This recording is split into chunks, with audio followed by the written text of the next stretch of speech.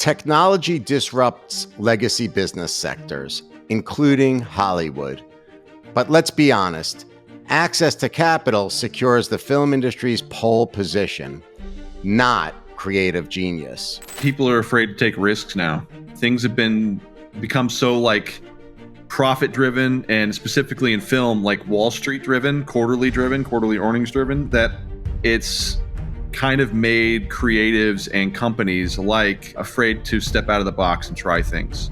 In the glitzy world of Hollywood, where dreams are turned into cinematic currency, funding a film is an intriguing fusion of art and commerce. Large studios typically foot the bill for films in exchange for distribution rights and a major cut of all earnings. These days, emerging filmmakers are forced to rely on a plethora of funding mechanisms beyond studio money, such as crowdsourcing, debt financing, equity funding, product placement, tax incentives, pre-sales, and streaming services, all to produce their films. So where does this leave the new creative class? How can the next generation of creatives tell their rich stories? Can they build sustainable careers without selling out? Enter John Swab. Things that are truly original or truly personal or feel distinctly human are going to become that much more valuable, and it's going to be the only kind of filmmakers and storytellers that survive and that come out of this and thrive are going to be people that put that personal touch. John is a writer-director who explores America's dark underbelly. Subjects such as addiction, abuse, crime, and redemption are drawn from Swab's real-life experiences. His gorgeous cinematography unpacks mind-bending realities that bring his audiences face to face with Mexican drug cartels, religious fanatics, the DEA, psycho killers, Navy SEALs, and prostitute rings.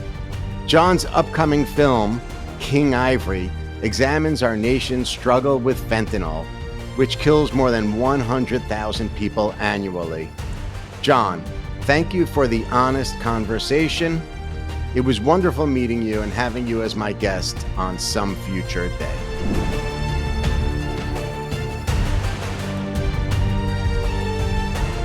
All right.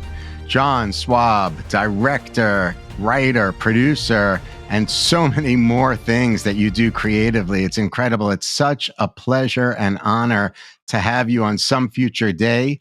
How are you today? I'm great, Mark. Thanks for having me. Good. So I'm looking at the general sentiment of creativity in society, and I think you're an interesting person to ask this question. Has the public become satisfied with mediocrity or mediocre art now? Yes, I think so, Mark. I think most people, there's so much content being thrust upon us that, it's way more about quantity than quality nowadays. So is it a cultural thing? I look at art connected to, the broader concept of culture, and it's kind of alarming to me. I agree with you, John. I think we've reached this phase of mediocrity in art and creativity. What's happening to our culture that we've hit this point? I think, to me, it's that people are afraid to take risks now. I think things have become so profit driven, and specifically in film, like Wall Street driven, quarterly earnings driven, that, it's kind of made creatives and companies afraid to step out of the box and try things. It's led to a lot of homogenized art, and it's led to, people kind of just recycling old ideas, as you see with the superhero content and, the endless amount of reboots. I think in addition to that, culturally, people are afraid to push the envelope and get canceled or get in trouble. I think, maybe with the exception of comedy and stand-up comedy, every other form of art has suffered from, this kind of cancel culture, if you will. To jump forward a little bit, I was going to touch on this, but you kind of mentioned corporate America, owning a piece of creativity and the arts. Noel Gallagher from Oasis said something along that line, which is really interesting. I pulled the quote, I didn't realize we were going to go here, but it's good. Labels know what people want because they can see what people want, because they can see the numbers and the streams and the likes and all that kind of thing. So they give the people what they want, but people don't know what they want. They're fucking idiots. Customers are idiots. 99% of them are fucking idiots. The consumer didn't fucking want Jimi Hendrix. Well, they got him and it changed the world. So it's taken away that magic, I think. It's destroyed innocence and it spoils things. So how do you feel about Noel Gallagher's quote? Because it's kind of interesting. Labels know what people want because they can see what people want, because they can see the numbers and the streams and the likes and all that kind of thing. Is that kind of what you're talking about? Corporate America's or corporate influence on the arts? I think so. I don't know. I give the audience more credit than that. I think people do want new things. I think they do want, fresh, exciting new content. But I think if you, don't give them the opportunity, they will accept whatever you put in front of them, by and large. And I think, a lot of the content that's out there is evidence to that, where it's, it's not challenging anybody. And, I don't think people naturally want to be challenged, but I think if you can do it in an exciting and entertaining way, they're welcome to it. So, but can you blame the audience? Like, how would they know what the next trend will be, what the next interesting story would be? Like, do they really know what to look for in a film, for example? Like, I don't know if I can predict what I want to see in a film this autumn or this coming winter. I might not be on top of different types of trends and things that are happening in society. So can you blame the audience? No, I don't think you can blame the audience. I mean, you can blame, I think, the studios and, and the corporations. If you look back, into film history, specifically into the 70s and then again in the 90s, risk takers were championed. There were all these independent filmmakers that were, plucked and given opportunities. And if they failed, they were given other opportunities to try again. So, and it led to a lot of really exciting and innovative, movies. So, and the audience responded to it. I think we're in a retraction era right now in terms of films where, because of this kind of streaming war and this battle for eyeballs and people not really knowing, what the film industry is becoming as theatrical kind of goes away or at least severely is impacted, but by COVID and then by the strikes and now by streaming. I think with the uncertainty of where the industry is going, it makes these companies that much more weary of taking any kind of risk. And they kind of, go back to what they think is safe, which is regurgitating old content. And, I think as we've seen, it's trending down. So I don't know that is the safest route for them or the smartest thing to do. I think this is the time to take risk, and I think you'll be rewarded for it. Creatives are so important in so many different ways. It's not just about entertainment, right? In a way, but for creatives, humankind wouldn't propel forward. We wouldn't innovate. We wouldn't create societies that build wealth and find innovation with regards to health and impact people's lives with longevity. I mean, it's all connected to creativity. So how can artists, very talented artists, whether it's an actor or a musician or a painter, how will they sustain, or how can the artist community sustain without the backing now of big corporations? I don't know that they can. If we keep going the way we're going, I don't think artists will be able to sustain. I mean, you see it in music. My wife's in a band, and they're, by all metrics, a successful and up and coming band that's doing really well on paper.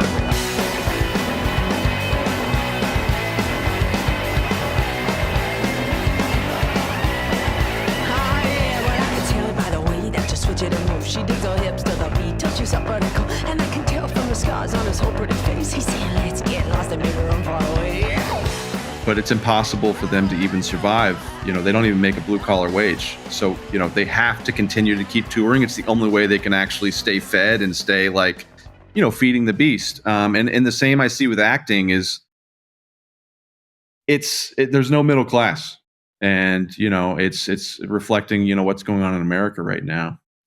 It's no different.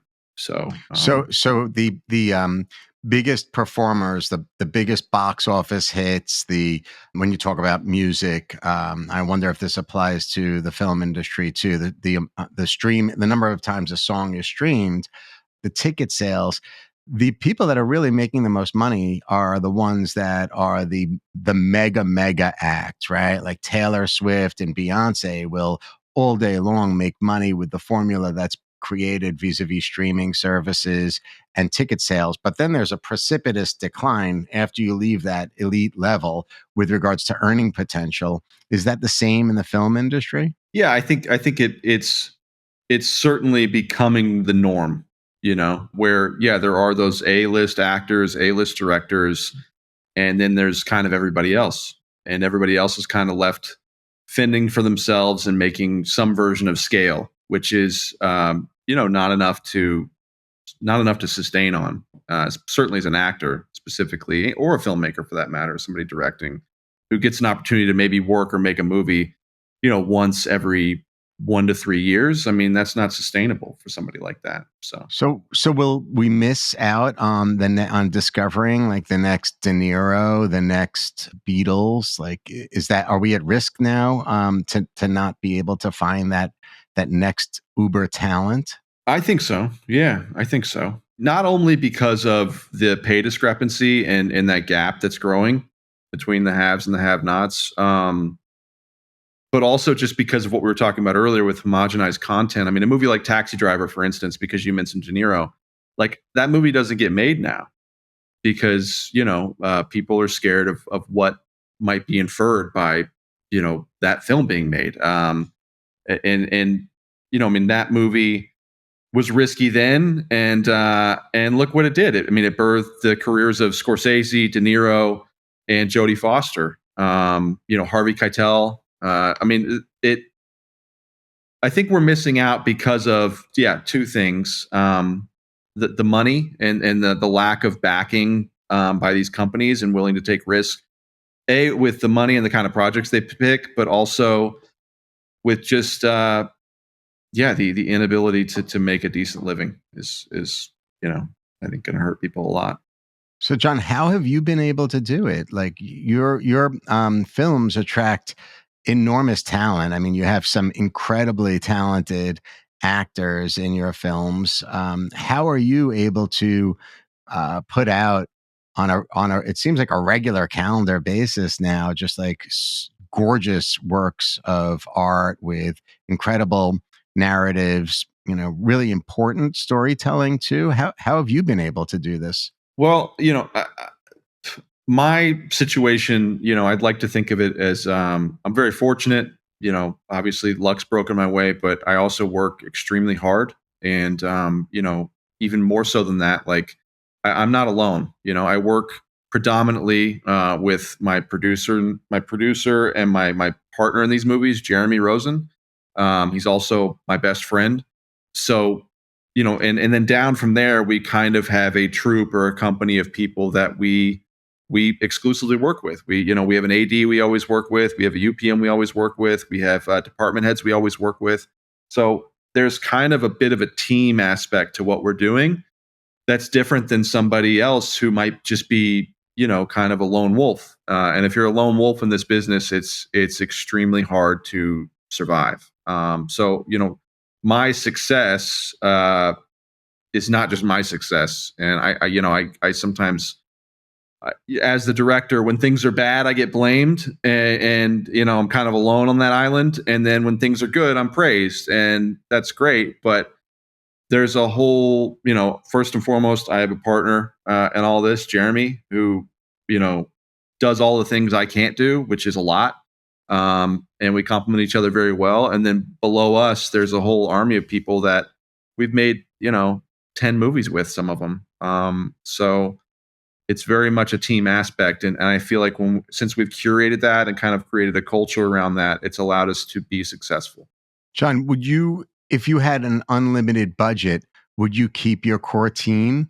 And would you still go down this? You have a certain creative signature. I think that's now at this point hallmark to you. Would you have that same type of approach to a big budget film? I would like to say 100% that I would. I don't know. I think in terms of the team, yes. I think in whatever aspect I would maintain that semblance of a team. I think keeping things small is very important. Films, the way movies are made is changing. And I think part of the problem that we were talking about earlier is that the studios and companies are slow to realize that. And, I think because our budgets have grown over time and the scale of our projects has grown over time, but we haven't really changed how we've made the movies. We still treat them as if they're small. And I don't mean that in terms of like, these are small indies. I just mean we treat it as a mom and pop operation, and we care about them each very, very much. And we like to control as much of it as we can. And on those bigger films, you inject all of these people and all these resources, and you lose control. You lose your way, and there's too many cooks in the kitchen. And one of the things I'm very proud about, how we do things, is that it's just us in the kitchen, and I know and love all of these people very much, and trust them. So, we've kind of been able to keep this creative thread throughout all the movies that we're very proud of. And as budgets grow, I mean, the same people keep coming back. So I hope it stays that way. Yeah, it's really interesting. I also like the fact that you raised the issue of control, because I was wondering if you are a control freak. I've read that you work enormous hours. You put in a ton of time into all of this. And I've noticed in the credits of your film that beyond writing and directing, you're even going as far as participating in the casting process, which I thought was really interesting. And the cast is always really compelling, just incredibly talented people, and add such another layer at telling the story effectively, or your stories effectively. So to what extent is it important for you to like participate even in cast selection? And how does that work, John? Like when you're participating in the cast selection, are you like calling these big, high profile celebrities and explaining the storyline and why you want to bring them in? Like what's under the hood there? So it's evolved over time, but kind of how it started was, with the first movie Jeremy and I did, there were a few actors that between the two of us we knew that would help get the movie funded. So, we were calling them and enlisting them in the film. And then, we would hire a local casting director and kind of work with them. And as we kind of grew and evolved, I think it was around Body Brokers where Jeremy was like, fuck this, we're taking casting director credits. And it was because, at that point we kind of, between the two of us casted the whole movie. And yes, in that instance, I mean, Jeremy deals with the agents. That's a world that I'm not, that's not my world, and he navigates it very well. I would probably get too frustrated, but he navigates the agents. And yeah, if there is an actor that is a friend or a friend of a friend, yeah, I will make that personal call and pitch them directly. And as we've gone on, what's happened is we've seen so many actors come through an audition, or we've, worked with a lot of these people before, that it really ends up just being, aside from maybe one or two of them, a phone call like, hey, I wrote this part. Would you be interested in doing it? Or sometimes I'll call somebody and be like, hey, I'm about to sit down and start writing the script, and I'm thinking this might be what it's going to be. Would you be okay? What do you think about this character? And they'll be like, oh yeah, I love that idea. And so then I kind of can write with the security, knowing that one of these actors is going to be in the movie. We're casting a movie now, and I pitched one of the actors on a role, maybe like a year ago. And I called them the other day and I was like, hey, I have this part. And she was like, is it the one, that we talked about? I said, yeah. And she was like, I'm so excited. So it's evolved.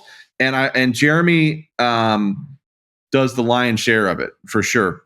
He is, for lack of a better word, like the casting director of these movies, and he's great at it.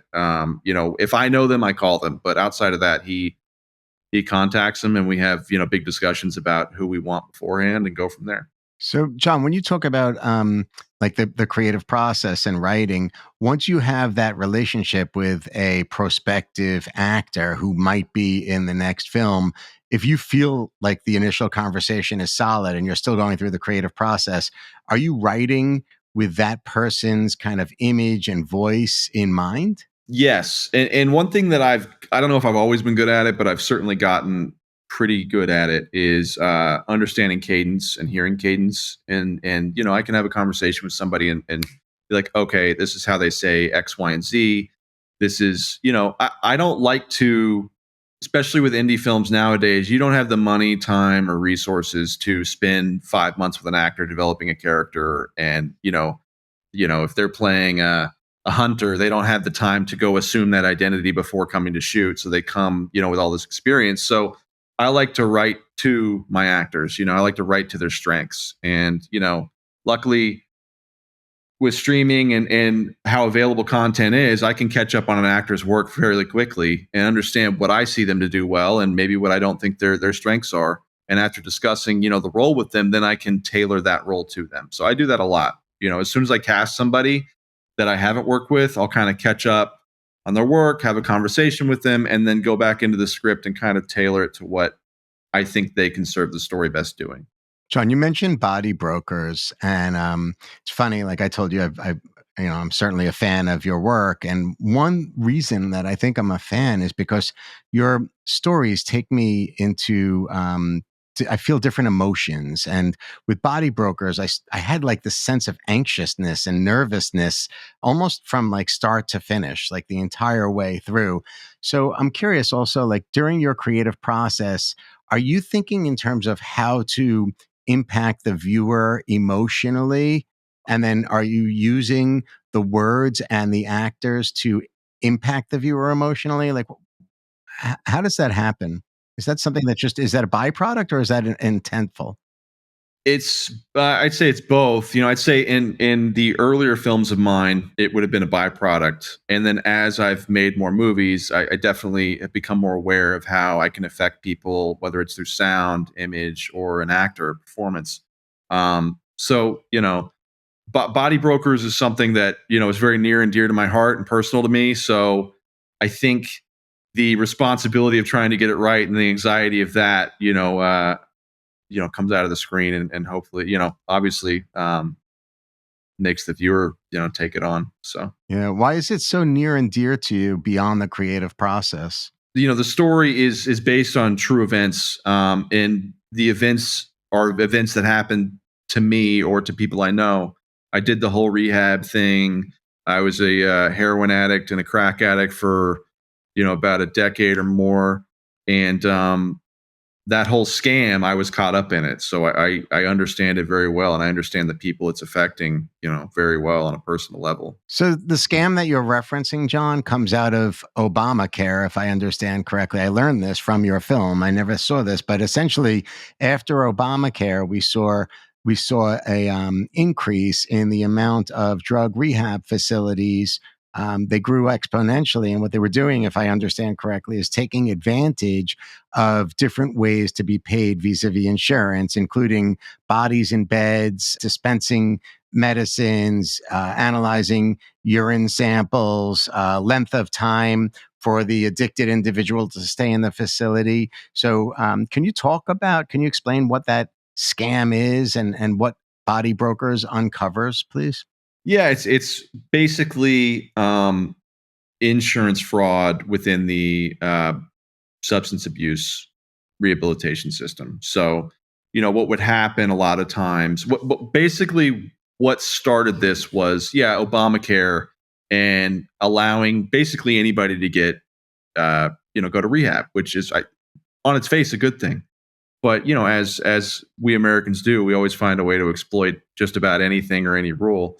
And what happened is these rehab centers, because they could charge, let's say my overhead costs for you coming into detox are $2,000 a day or $1,500 a day. That includes room and board, medicine, insurance, food, all that kind of stuff.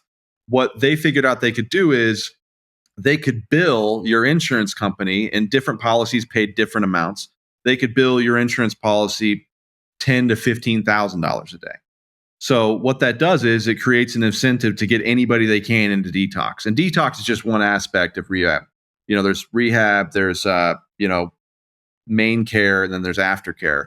But just for an example, they would overbill for anybody who came in for a bed, as they call it. So what that did was it created a market for people to get anybody they could in these beds.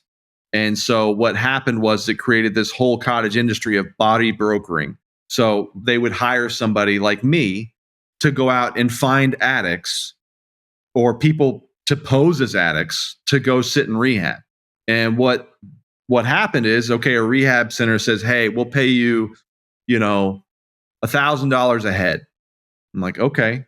So I go out and I find somebody, and how do I incentivize them? I say, hey, I'll pay you, $100 a day or whatever it was. My math's wrong. It's been a while since I made that movie, but basically, there were guys out there making hundreds of thousands of dollars a month off brokering these people. And it led to a lot of people getting further strung out, getting further away from getting help, and, a lot of overdoses and deaths. So, it's a problem, and it's still happening.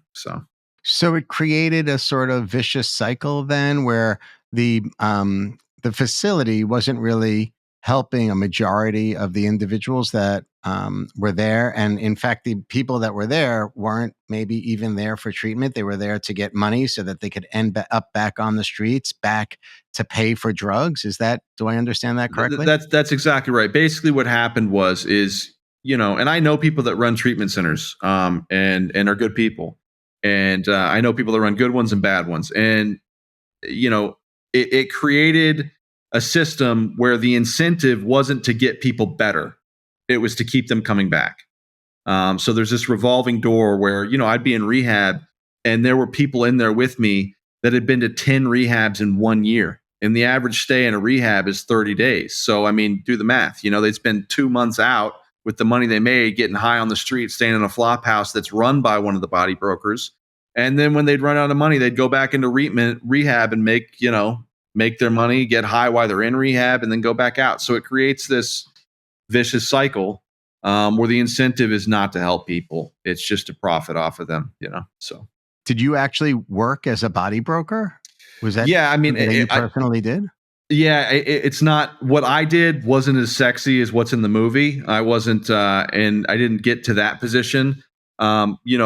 What would happen? I was more on the low end, in the kind of more pathetic version of it, where I was a junkie, and they would say to me, I had a buddy who ran a treatment center. He'd say, hey, every person you send me, I'll give you $1,500.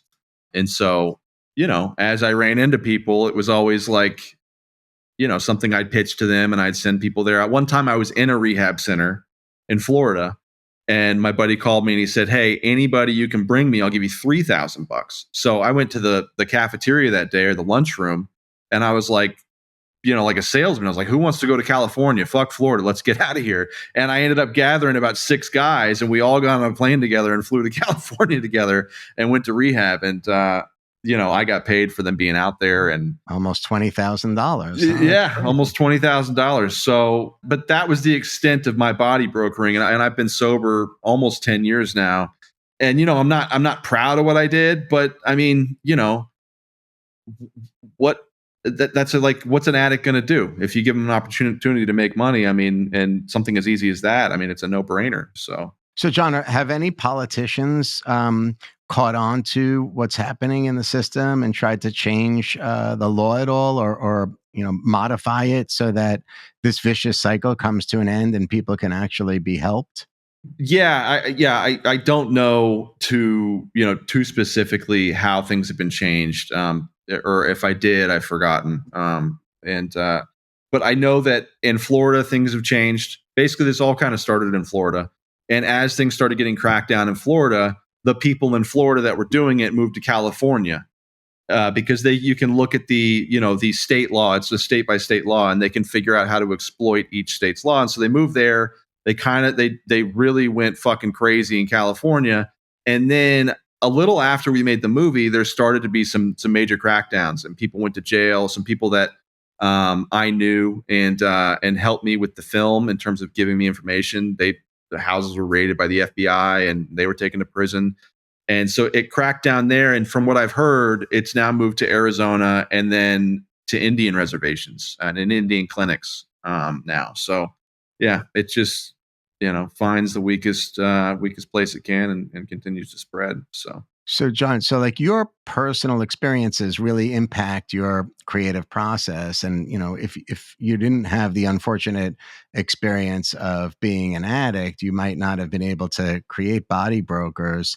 I know you're very passionate right now about the fentanyl situation that is, running, I think, rampant throughout our country right now. I pulled some CDC statistics because you hear all over the news people rambling different numbers. And I figured if we look at the CDC, maybe it's fine. And I was kind of shocked at what I found. I found that as it relates to drug overdoses, there have been more than 100,000 deaths from fentanyl, drug overdoses from fentanyl in the United States in 2022 and in 2023. So it doesn't look like that number is going backwards, frankly.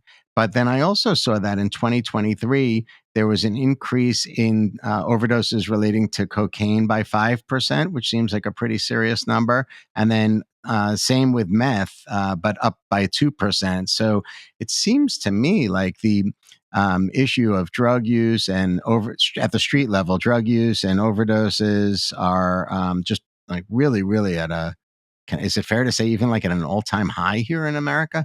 Definitely. And I've spent a lot of time with paramedics and law enforcement and the people that are on the front lines of all this. And they'll tell you the same thing, that it's a fucking, it's a war and we're losing, and we're losing every day.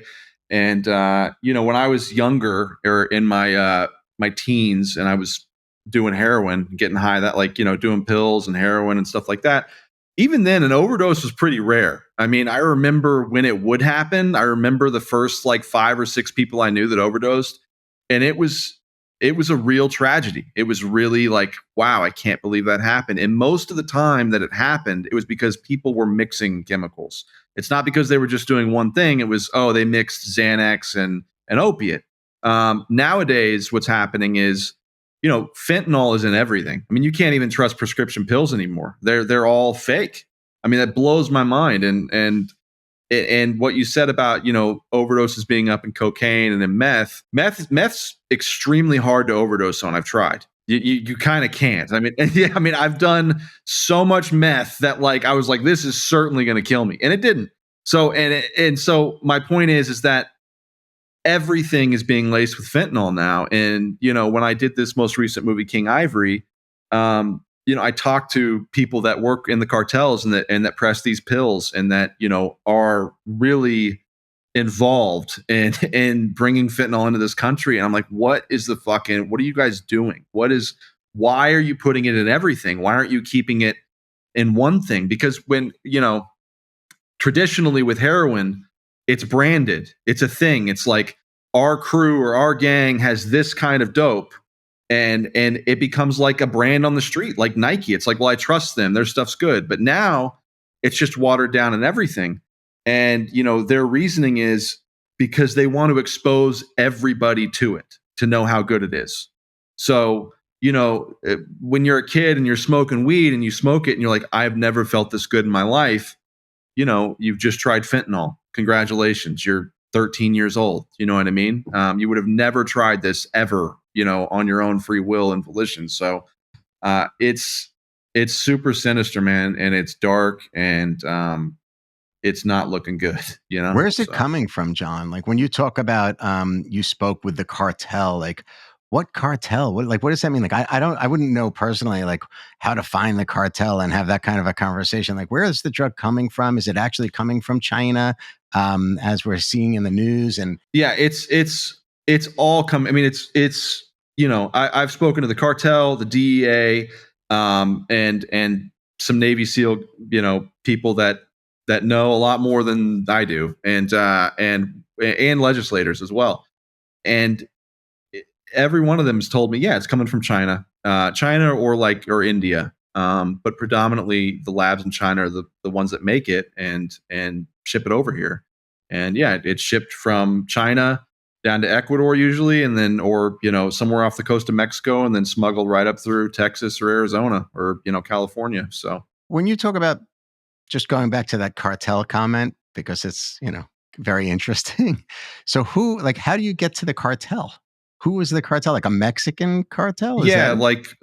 So there's what's happened now, and it's interesting to me, but traditionally in the Mexican cartel structure, there's been about 3 or 4 major cartels, and 2 being the biggest, Sinaloa and Jalisco Next Generation Cartel, and they control, probably about 70% of Mexico, and nearly all of the cocaine and heroin and marijuana that comes from there is controlled by those 2 gangs. But what's happened since fentanyl is it's totally decentralized the cartel structure. So there's because anybody can get their hands on it. It's not like you have to have a field to grow it.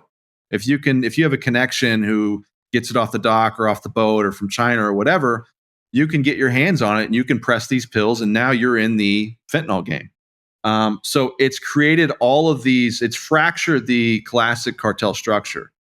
And now there's all of these independent gangs. And that's why you're seeing so much violence in America right now, is because, even 10 years ago, it was MS-13, it was Sinaloa, and there was a few other gangs on the streets in America, and they pretty much controlled every major city. Now you have all of these rival smaller gangs coming in and disrupting the classic structure, and it's creating all this violence. So to go back to your question, how do I get in touch with somebody like that? Well, like I said, I was a dope fiend for a while, and I got to know people being a dope fiend. I still have friends that are active, and I spend time with them. They're people I love and care deeply about, and I'm hopeful that one day, my success in sobriety and in life will rub off on them, and they'll, be serious about getting help. But I can't forget about those people. I'm one bad decision away from being one of them.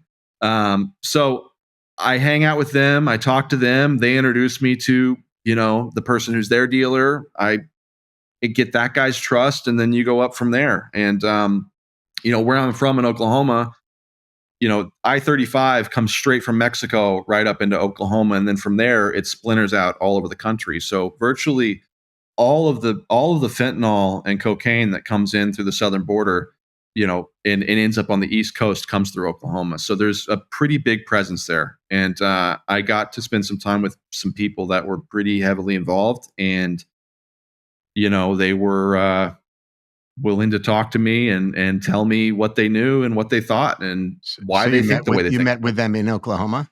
Yeah, Oklahoma. Where do you and mean? then You go to the diner? Where do you go? You go to have you're going to get a coffee together? It's such a weird. It is a weird thing. It's so it started like this, and this is the movie I made. I'm super proud of, and really really dives into all this. It's called King Ivory. It'll be out hopefully in the fall, but I started with the driver, so I kind of worked my way up. So I started with the addict that I knew, and then from there, there's what's called drivers and delivery guys, and most of these people speak very little English, and most of them are very young. Most of them are anywhere from 16 to 25 years old, and they look like somebody who works at Starbucks. They're just an innocent looking kid, and mostly boys.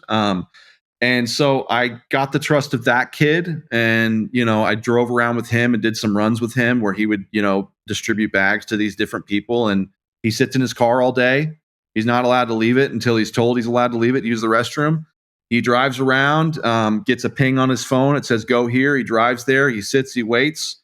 Somebody gets in the back, he hands him the bag, and then drives on and keeps doing it. I did that with him for 3 or 4 days. Finally got him to let me to meet the person who handles the phone and does the switchboarding. And then I went to a house to meet them. And, it was a house, in a not a great neighborhood. And there was very little furniture. It was just cots on the bed and, some tortillas and, ground beef in the fucking fridge. And just people sleeping on cots. It's human trafficking, man.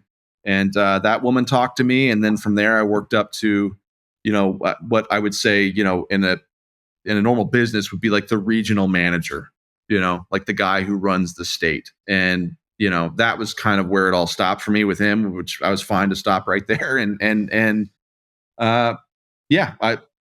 met in a house as well. So it's incredible. There's like a proper org chart. Like there's a real functioning infrastructure for the cartel. 100%, 100%. And since then I've gone down to Colombia and, I met with some people down there kind of further like researching this story, after the movie. I just was like, I need to know more because maybe there's another film here.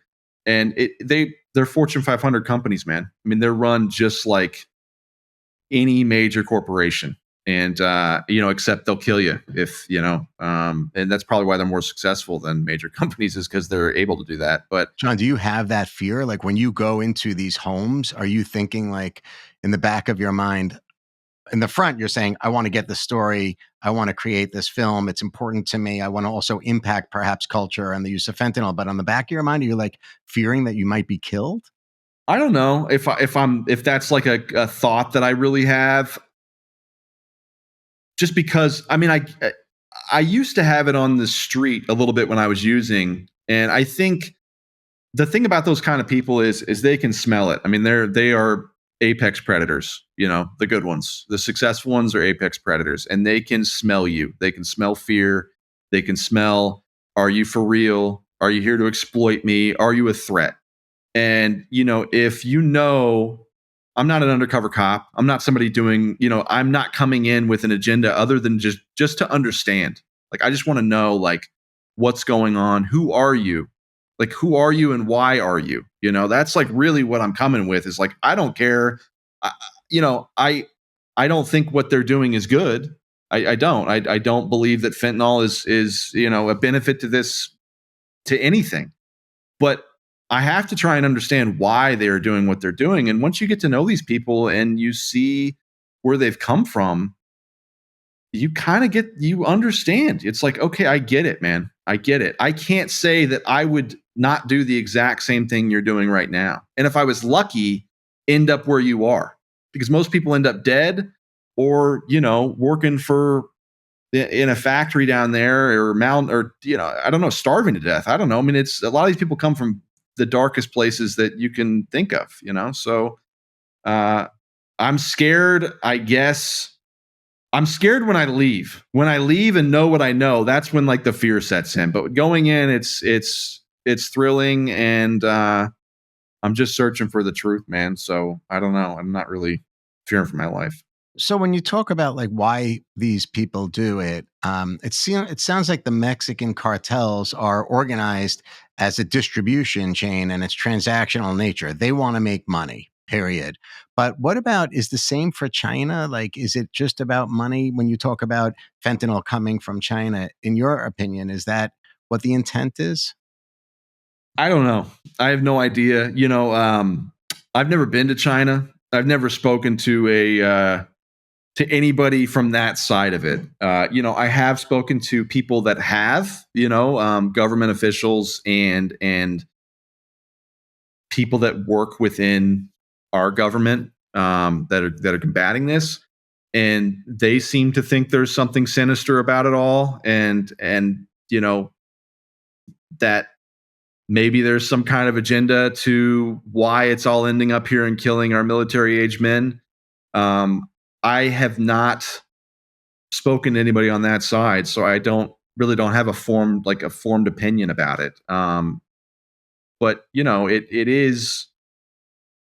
it's all coming from there. From China. Yeah. For sure. Yeah. So. Yeah. So then when you talk about the United States government, do you feel like they're doing enough to stop fentanyl? No, not at all.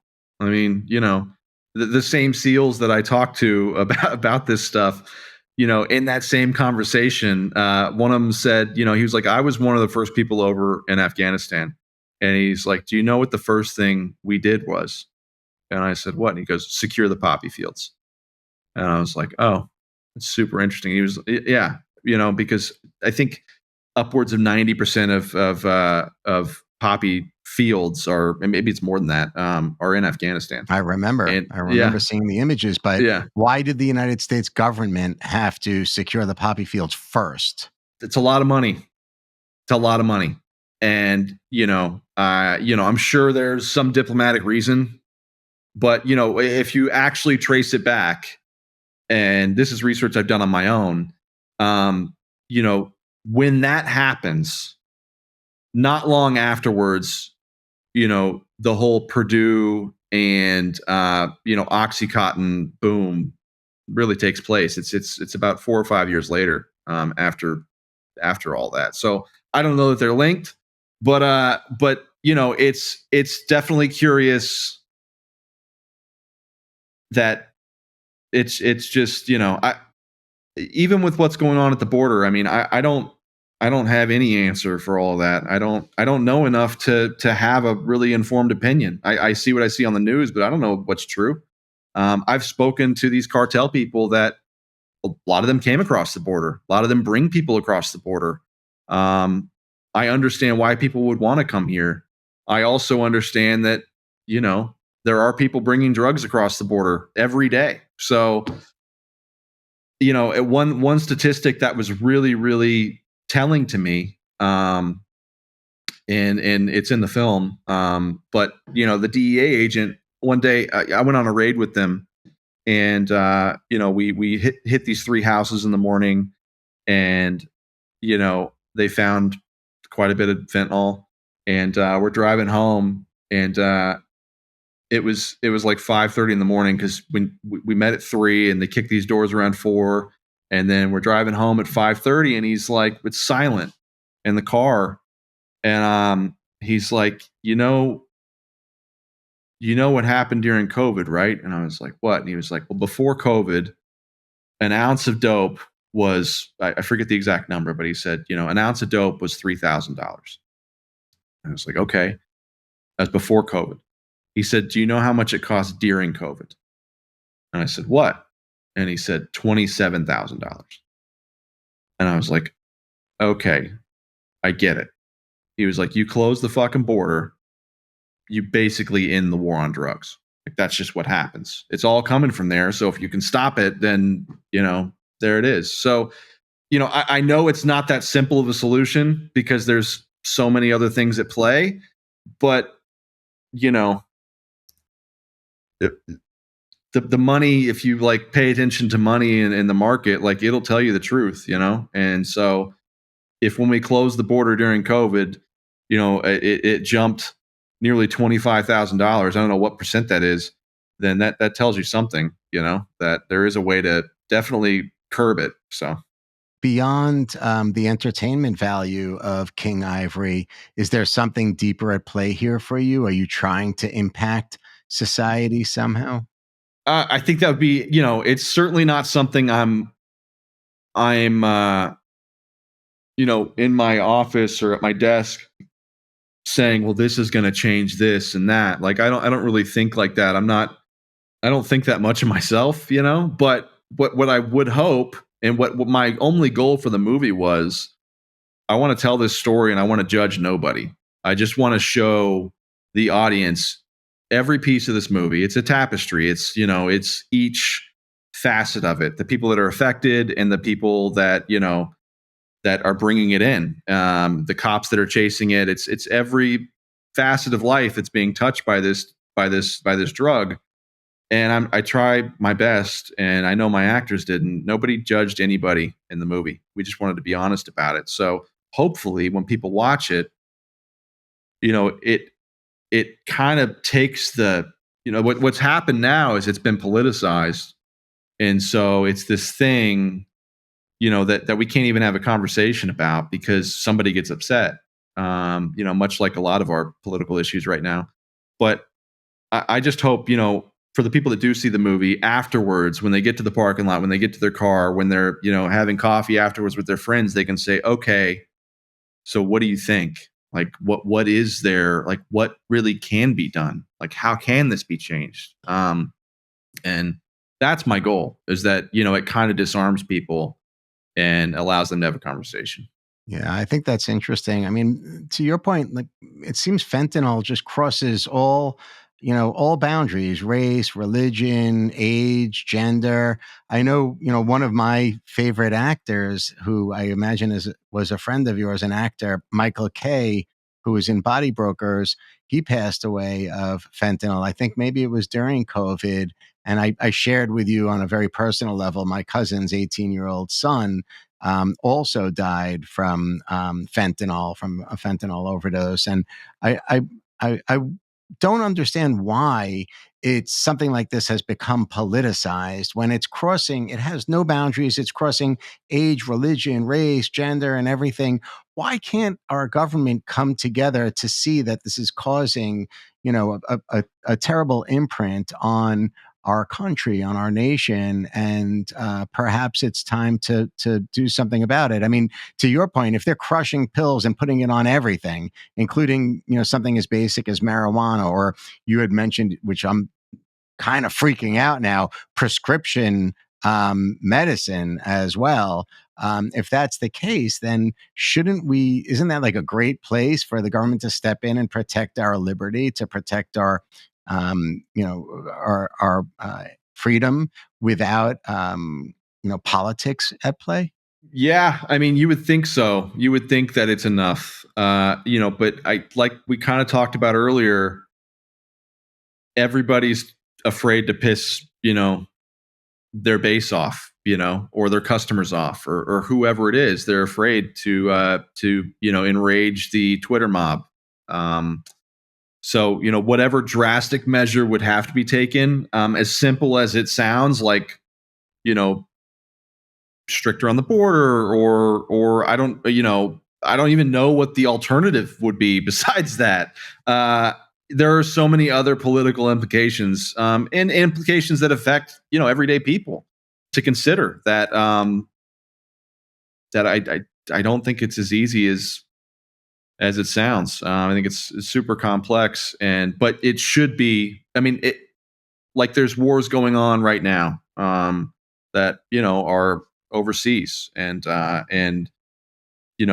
in my mind, to me, this is one that's happening right here, all across the country, and I don't understand why it's not treated the same. You know what I mean? I mean, there's billions of dollars being allocated for these other wars, and I'm not even saying that's a good or a bad thing. I'm just saying it's happening.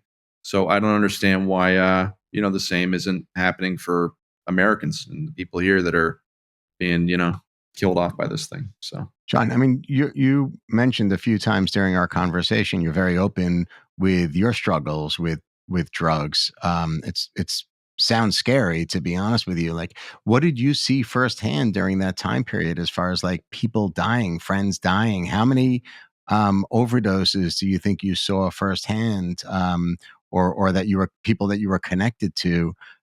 Like, how big of an issue is it? Well, I remember the first time I did fentanyl. It was in 2015. I think it was about 6 or 7 months before I got sober this last time, and have stayed stopped until now.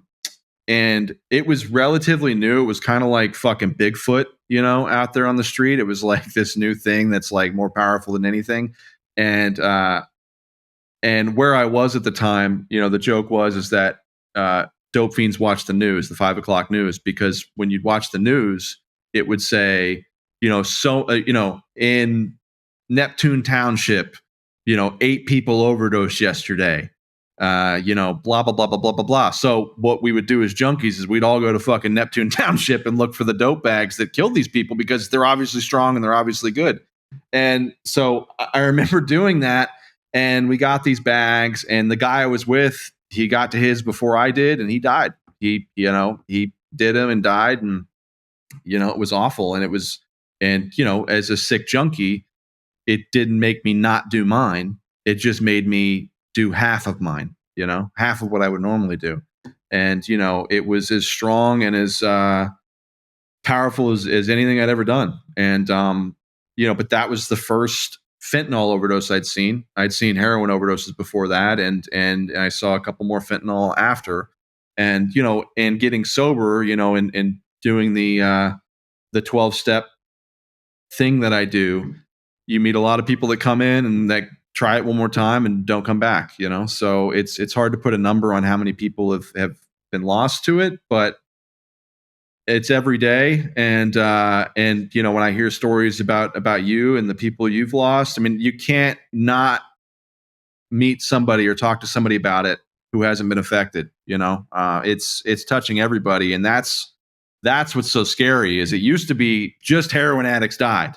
The only overdoses that happened were heroin. When I was a kid, it was like, you can do anything, just don't do that because you'll overdose. And now it's like, you can't do anything because, I hear about kids that, literally smoke a blunt or a joint or whatever, and they're fucking 12 or 13 years old, and one of them dies, and it's, nobody's safe. And that's scary. So. It's an incredible life experience that you've had, to be honest with you, like struggling with drugs and then, shooting into the world of filmmaking and all. What, like, if you're going to say that you were in a chapter of your own life right now, like, where are you in your own life, John? I don't know. I'd say like, my dad calls that, that period of my life, the R&D period, all the research and development, and Amazing. Yeah. And so like when we'll be in conversation and I'll say, oh, you remember that? He's like, oh, that was during, research and development. I'm like, yeah, that's right. So I say that because, when I'd say now I feel like I'm finally coming out of all that. And in a place where I can really reflect on it and be thoughtful about it. I've been sober a long time, but I feel like when you get sober, you kind of are in a dead sprint away from whatever you just came from. And I guess not too long ago, I stopped running, and I'm able to like look back and see how far I've come, and be proud, but also be aware of what that was, and respect it, and appreciate it, and not judge myself or anybody else, and try and use it to creatively to work through whatever it was, and also hopefully help people that are further behind in the race than I am. So Does the filmmaking give you more excitement than anything else you've felt in your life, including the drug use? yeah, I would say so. I mean, the thing that's so cool about filmmaking is that there's no sure, like I write a script, but it's just words on paper until it's casted and we're making it. And, the costumers, they're dressing them. It's such a team sport, and it's kind of like building a small town. And, the thing that's cool about, small towns is that there's peace. Most of the time, everybody's got a job, everybody's got a purpose, and everybody is working towards a common goal. So, where there is this exhilaration in terms of like, making the movie, casting the movie, funding the movie, finding the location, shooting the movie, making your days, doing all that kind of stuff. Like that's cool. And a lot of that mirrors, using drugs in a way, because you're constantly have this rush and this high. But the real fulfillment I get from filmmaking is the community of it, and the partnership and friendship I get from it. And like my Jeremy and I, we started out as making our first movie together, and we didn't know each other for shit. And we fought as hard as we could to get it made, and we made it. And we became friends from that. And then since then, we've made, I think, 8 or 9 movies, and a lot of battles we fought together. And, we traveled all over the world together. And,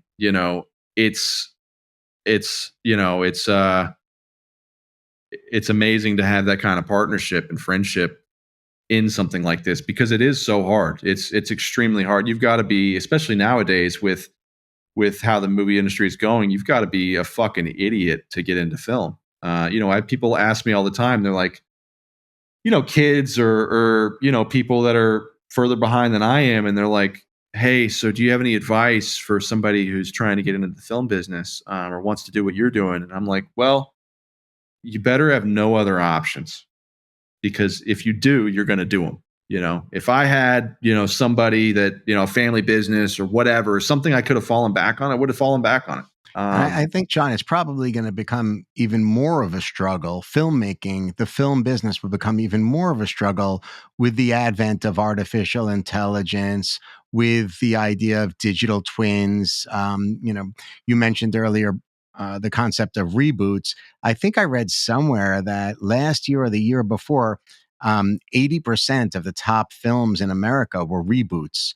And if that's the case, it would be easy for these big studios that are well financed to integrate digital doubles of high profile celebrities, actors, et cetera, into the films without the actors even getting off their couch. And I think we're going to see a lot of that. So it's going to create, I think, even more walls for those, young dreamers that want to break into the industry. Yeah. I mean, it's for me, I mean, when I first heard about the potentials for AI, and it kind of, at least for me and the people I know, it kind of was shot out of a cannon last year, around this time, with the strikes. Like that's when everybody in the film industry really became aware of it, and I guess the so-called threat of it. And so when left to my own devices, I think about the worst outcomes. I think about, oh, I'm just going to be, stuck at my house receiving a check from the government and staring at this bad content from Netflix every day or whatever computer generated content is just going to be that's it, that's all there's going to We're be there. We are yeah there. yeah so We're there. but I mean, like today, like yeah. that dreamer could create characters, could create a script, could create music, could create video content. I mean, we are there. It's barreling right at us. Yeah, it's interesting, and I've tried to familiarize myself with the technology a little bit just to understand it, because once you understand something, you can either fear less or just understand the fear. And I think I'd be foolish to. I have to remind myself, like, I'm not gonna future trip about what could happen. It's not helpful to me, but I definitely do agree with you that it is going to be tough for somebody at least that came in with a skill set like I had to get into the film industry. Somebody who is good with AI and understands how to use it to their benefit. It might be easier. I am a fan of Netflix. I think they make I think it's amazing the business they've built, and I'm hopeful that they start making better movies, and then they've pledged to do so. But I'm a fan. I have a subscription. But Ted Sarandos said something the other day in an interview that I thought was interesting. He was like, "I don't think AI can write a better script than humans. I don't think it's going to replace filmmakers. But it might replace filmmakers that don't like the only person who might replace a filmmaker is a filmmaker who understands how to use AI better than you." And I thought that was interesting because it could just be another tool. We shoot on volume stages and LED walls and all these things that you couldn't do 10 years ago, and it saves you a ton of time and money. And it's a tool. I think the capabilities of AI are much greater, but I don't know what's going to become of the film industry and how AI is going to affect it. But